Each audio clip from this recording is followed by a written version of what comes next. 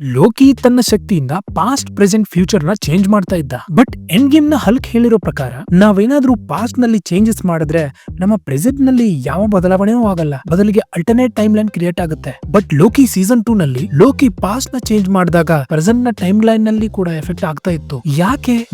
Time ನಲ್ಲಿ ನಾವು direct ಆಗಿ ಟ್ರಾವೆಲ್ ಮಾಡಿ ಪಾಸ್ಟ್ ನ ಚೇಂಜ್ ಮಾಡಿದ್ರೆ ಅದು ಅಲ್ಟರ್ನೇಟ್ ಟೈಮ್ ಲೈನ್ ನ ಕ್ರಿಯೇಟ್ ಮಾಡುತ್ತೆ. ಅಲ್ಲಿ ನಾವು ನಮ್ಮದೇ ಆದ ಒಂದು ವೇರಿಯಂಟ್ ನ ಕೂಡ ನೋಡ್ತೀವಿ. ಆದ್ರೆ ಲೋಕಿ ಬಂದು ಟೈಮ್ ಸ್ಲಿಪ್ಪಿಂಗ್ ನ ಯೂಸ್ ಮಾಡ್ಕೊಂಡು ಟ್ರಾವೆಲ್ ಮಾಡ್ತಾ ಇದ್ದ. ಟೈಮ್ ಸ್ಲಿಪ್ಪಿಂಗ್ ನ ಯೂಸ್ ಮಾಡ್ಕೊಂಡು ಪಾಸ್ಟ್ ಅಥವಾ ಫ್ಯೂಚರ್ ಗೆ ಟ್ರಾವೆಲ್ ಮಾಡಿದ್ರೆ ನಾವು ನಮ್ಮ ವೇರಿಯಂಟ್ ನ ಜಾಗ ತಗೊಳ್ತೀವಿ. ಟೈಮ್ ನ ನಾವು ಹೇಗ್ ಬೇಕಾದ್ರೂ ಕಂಟ್ರೋಲ್ ಮಾಡಬಹುದು. ಸೊ ಮೇನ್ ಟೈಮ್ ಲೈನ್ ನ ನಾವು ಅವಶ್ಯಕತೆಗೆ ತಕ್ಕಂತೆ ಹಿಂದಕ್ಕೆ ಮುಂದಕ್ಕೆ ಮಾಡಿದ್ರೆ ಅಲ್ಲಾಗುವ ಬದಲಾವಣೆ ಇಡೀ ಟೈಮ್ ಲೈನ್ ಗೆ ಎಫೆಕ್ಟ್ ಆಗುತ್ತೆ.